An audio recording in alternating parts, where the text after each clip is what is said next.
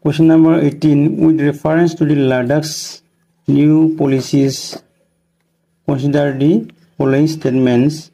These options are the statements recently we had it from the newspaper. Options are A. Non-Ladakhis must stay in the Union Territory for 15 years to be considered as domiciles. This is correct as per we have saw in the newspaper The Hindu.